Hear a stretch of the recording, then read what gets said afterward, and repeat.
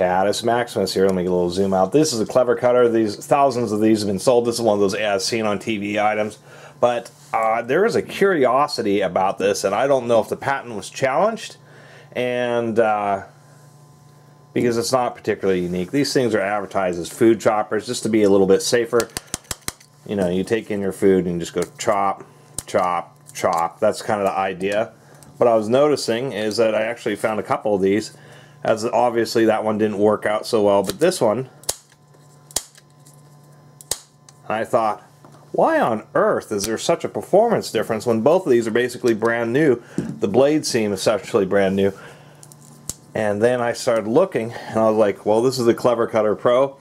This is a Clever Cutter. They look exactly the same, although there is some subtle differences, like on this more generalistic Clever Cutter. I mean, these are still sold. They're like 15, 20 bucks on Amazon, but there's a million Chinese brands.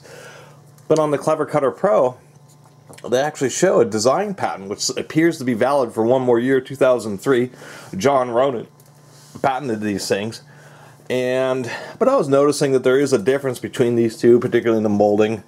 This one that says, you know, stainless china, just isn't made quite as well as this one. The newer ones have a coil spring, although I kind of like these older ones just because they have a finger spring, which is a little bit more useful. One of the deals, they do call them a 2-in-1, and how that works is you can just take and open the handle up and it just pops out.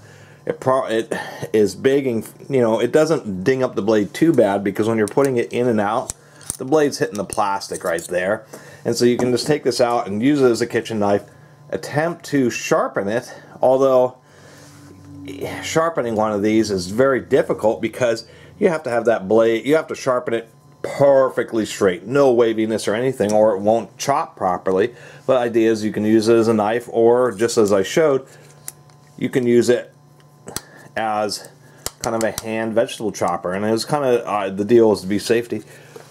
But then I noticed that the one that chops so nicely, this one where you just put it in and it just pops those right off, I was noticing the blade. So this must be a much older, more original one.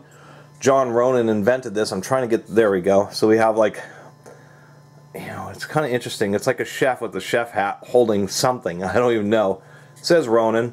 Then we have Sologen Germany, ice hardened stainless.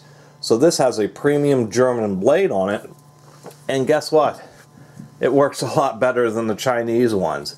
And so that's kind of a sad thing, especially with a product like this, which is really gimmicky.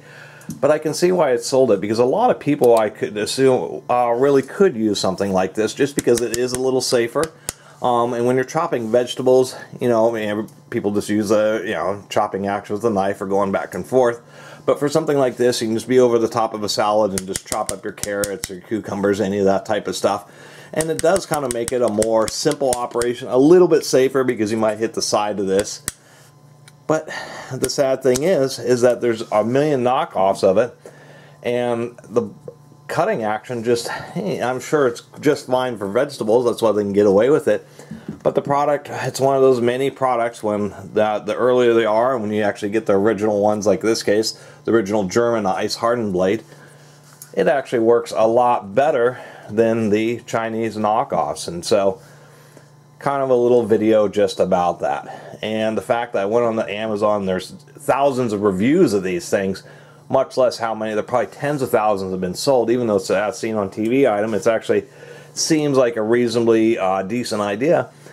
The fact of the matter is that they just simply been cheapified and are just not the same as the original units with the German blades. The ones, pretty much all the ones I've seen are the Chinese ones, and they absolutely suck. I mean, one of the things we can see here is that there's this big gap right here at the end, so this, whatever that is, nylon cutting surface just isn't particularly straight. Or if we look on the German one, they actually put an effort to make sure it's really straight.